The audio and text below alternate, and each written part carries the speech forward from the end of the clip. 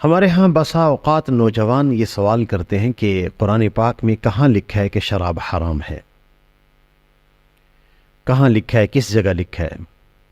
تو جب وہ ہم آیت پڑھتے ہیں تو وہاں حرام کے الفاظ نہیں آتے، رجس کے الفاظ آتے ہیں، اور پھر شراب سے متعلق پورا اسلوب جو اس کی آیات میں تدریجاً نازل ہونے کے اعتبار سے ہے، جس کو میتھڈولوجی کہیں گے، اگر ہم اس کا پورا اسلوب نہ جانیں تو ہمیں اشکال ہو جاتا ہے۔ اس لیے ہمارے بہت سارے نوجوانوں کو شراب کی حرمت پہ اشکال رہتا ہے، نشہ آور چیزوں کی حرمت پہ اشکال رہتا ہے۔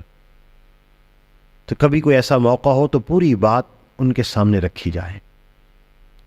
شریعت کا مزاج ہے کہ اس کے احکامات تدریجاً نازل ہوتے ہیں، تو شراب کا حکم بھی تدریجاً آیا ہے۔ شراب کا جو پہلا حکم آیا ہے وہ سورۃ البقرہ میں ہے، یسألونک عن الخمر والمیسر، یہ آپ سے شراب اور جوئے کے بارے میں پوچھتے ہیں۔ قل فیہما اثم کبیر ومنافع للناس، ان سے کہہ دیجئے کہ اس میں بڑا گناہ بھی ہے اور لوگوں کے لیے منفعت بھی ہے۔ وَإِثْمُهُمَا أَكْبَرُ مِن نَفْعِهِمَا، اس کا جو گناہ ہے یا اس کی جو برائی ہے یا اس کا جو شر ہے یا اس کا جو ضرر ہے وہ اس کے نفع سے زیادہ بڑا ہوا ہے۔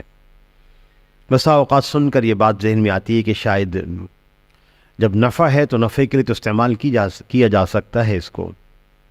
بہت ساری چیزیں ایسی ہیں جن میں نفع ہوتا ہے لیکن ہم ان کو استعمال نہیں کر سکتے، ہم اس عمل کو کر نہیں سکتے۔ ڈکیتی میں بھی نفع ہوتا ہے، بغیر محنت کے مال مل جاتا ہے، کیا ڈکیتی کی اجازت ہوگی؟ چوری میں نفع ہوتا ہے، بغیر محنت کے مال مل جاتا ہے، کیا چوری کرنے کی اجازت ہوگی؟ کیوں کہ وَإِثْمُهُمَا أَكْبَرُ مِن نَفْعِهِمَا، اس کا گناہ اس کے نفع سے آگے بڑھا ہوا ہے، اس کا ضرر اس سے زیادہ نقصان دہ ہے، اس کے نفع سے بھی۔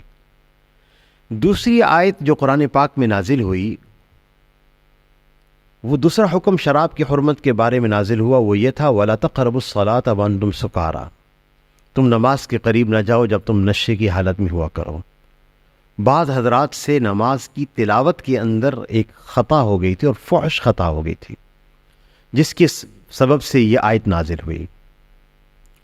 اس میں بھی ایک شبہ تھا کہ نماز کے علاوہ میں نشہ آور چیزوں کا استعمال درست ہے۔ پھر تیسری آیت جس میں شافی بیان نازل ہوا وہ یہ تھا یا ایھا الذین آمنوا انما الخمر والمیسر والانصاب والازلام رجس، اے ایمان والو، شراب، جوا اور بتوں کے تھان اور پانسے کی تیر یہ نجاست ہے۔ یہ جو اللہ تعالیٰ نے اس کی لفظ حرام ذکر نہیں کیا، رجس ذکر کیا، اس کی کیا وجہ ہے؟ یاد رہے کہ ممکن ہوتا ہے کہ کوئی چیز حرام بھی ہو، ظاہراً پاک بھی ہو۔ میں اس کی مثال دیتا ہوں، جیسے بھنگ کے پودے ہیں، خشک،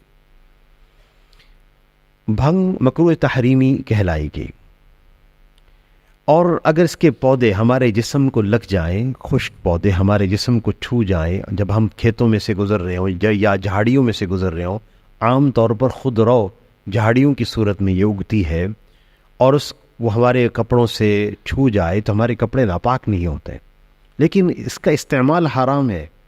کوئی چیز حرام بھی ہو، ظاہراً پاک ہو، یہ ممکن ہے۔ اس لیے اللہ تعالیٰ نے اس کی لفظ حرام ذکر نہیں فرمایا، اس کے لیے اللہ تعالیٰ نے رجس، نجاست کو ذکر فرمایا، تاکہ اس کی گندگی اور اس کی گندگی کے بارے میں جو تفہیم ہے، جو فہم ہے، یا جو اس کے بارے میں جو اس کی گندگی کا اثر، سمجھنے کا اثر قلوب کی گہرائی تک اتر جائے کہ یہ نجاست ہے، بول و براز کی طرح۔ انسان کی طبیعت میں نفرت ہے بول و براز سے، اسی طرح نفرت شراب کے بارے میں ہو، حرام ہونا بعد کی بات ہے، نجاست ہے، یہ پلید چیز ہے۔